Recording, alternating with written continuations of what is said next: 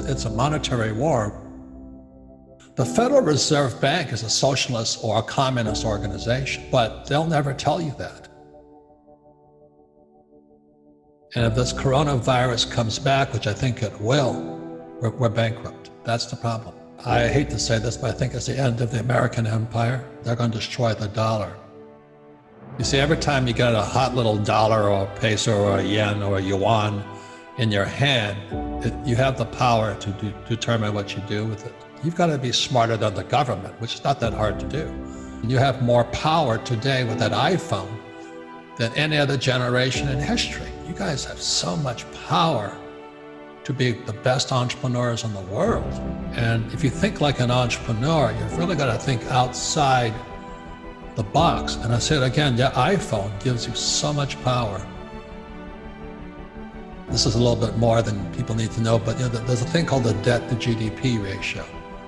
So when the thing crashed in 2020 in March, the debt went up and the GDP, the gross domestic product, went down. So this has happened throughout history. This is not the only time this has happened. What this marks to me is the end of the American Empire. And because that's what happened with the end of the Roman Empire. And what happened at the end of the Roman Empire, the leaders of Rome debased the currency. They were taking silver coins and gold coins, they were filing them and melting them and doing all these goofy things. They were fighting wars, we're still fighting wars that we couldn't afford, they couldn't afford. And they started taxing the worker. And back in Roman times, the worker was the farmer or the yeoman. And so the government, those fat asses up there, were just taxing the crap out of the worker. And pretty soon the worker says, why should I work? Because, I've got to just keep giving my money to the government. And pretty soon they call them Roman circuses, so they're the big coliseums, and they were feeding lions, people to lions and all that other stuff. Today we have the Super Bowl and the March Madness, and everything's the same. Our Federal Reserve Bank, our Treasury, and our government has messed up the US dollar so much that they have to find a way to keep people happy. And so they want to just, quote unquote, print money, which they are doing. So the stimulus money they print, everybody says, oh God, it's because they shut the economy down and this and that. And everybody says, yeah, so they're going to give me PPP and all of this stuff. So just remember this, that money comes from production. And when we pay people not to produce, which is PPP and all that, we're just paying them not to revolt. And that's what happened during the Roman times. And so that's why I say it's the end of the American empire, because our money is corrupt. So that's basically it. Now, would I take the money? Absolutely. We're talking about, don't fight the government, don't fight the Fed, don't fight politics. If they're going to give me $1,000, I'll take it, but I would convert it into either gold, silver, or Bitcoin. You've got to be smarter than the government, which is not that hard to do. And it's just coming apart right now. And like when the Fed talks about stimulus checks, well, the only people that get rich, they get all that money for free. It goes into them via BlackRock, a hedge fund, and it goes straight into Wall Street. And then the guys who own Facebook and Amazon get richer. Well, UBI, Universal Basic Income, it was also MMT, which is Marxist monetary theory. And, this has happened throughout history. Yeah, UBI is a small part of it. What they're doing is they're propping up zombies. And zombies are companies that are mismanaged, like Hertz right now is completely bankrupt. Boeing is bankrupt. The cruise ships are bankrupt. Ford's bankrupt. And the Fed, the Treasury, and Wall Street keep propping them up. So there's a lot of good things happening for you guys, except if you went to school and you're taught by those incompetent school teachers, like my poor dad. Now, they're good people, but they haven't got any as As they say in Spanish, no cojones. No cojones. You know, when I was about 25 years old, I started studying this stuff. And the more I studied, the more I felt I needed a shower. You know, I mean, they were just lying to us. But when the market crashed into 2020, March of 2020, only 16% of the teachers, firefighters, and police officers' pension was funded. 16%. So they had $16 for every 100 they owed. Now it's down to 6. They're broke. So they're covering all of this up. So they want to bring UBI in so they can just mass produce money.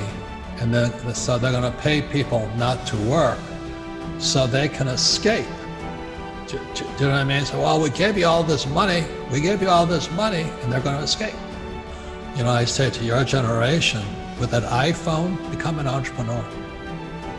You know, so you don't need the job security. Nothing wrong with it, but you don't want to need it. And you don't need the UBI. You don't need the paycheck. If you can get off of needing that paycheck, you're free. You can make your own money. That's the difference. This is a little bit more than people need to know, but you know, there's a thing called the debt to GDP ratio. So when the thing crashed in 2020 in March, the debt went up and the GDP, the gross domestic product, went down. So that's what I was saying. So we produced less, but we raised the debt up. So debt went up, GDP went down. And if this coronavirus comes back, which I think it will, we're bankrupt. Because the debt to GDP, once debt to GDP passes 90%, we're bankrupt. Today it's 115% debt to GDP in America. So we're already bankrupt. And so the UBI is no different than the Romans paying the Roman citizens to sit in the Colosseum and watch the Dallas Cowboys play the Green Bay Packers. You know, nothing really changes. What they're afraid of is deflation, because deflation means depression. So this thing called quantitative easing, which is printing money, that came out in 1930. You know, well, Bernanke thinks he did it, but he copied it in 1930. And then they have zero interest rates policy. So what that means is they print money and then they pay you nothing, no interest, zero interest rate policy. And people still say to their kids, go to school, work hard, you know, save money, and, you know, save till it's hurt. And if you think like an entrepreneur, you've really got to think outside the box. And I said again, the iPhone gives you so much power. You know, I talked to that young guy. He's got he's 19 years old. His father wants me to tell him to go back to college. And so I called him up. I think the numbers were he gets $12 a month on a subscription basis. And he's got, I think, 6,000 or 6,000 subscribers. So he's making like $72,000 a month. He said, my father thinks I should go back to college. I said, well, I hate to tell you, so I called his father and said, I think your son's in good shape. You know, like I was watching CNBC this morning with him. That's another communist organization, but they had this guy named Jim Grant get on there, and he was explaining exactly what I'm saying to you guys. We can't just keep printing this money. And so CNBC asked him, I said, so what should you do? He says, buy gold and buy silver. He said, they're going to destroy the dollar. And the guy, Joe Kernan of CNBC, says, that's such an old idea. You know, I'm going, geez. You know, gold and silver have been here since God created this earth. And Bitcoin is the next replacement to that. So for your generation, really is to get outside of what mainstream media says is the right way to think, and think for yourselves.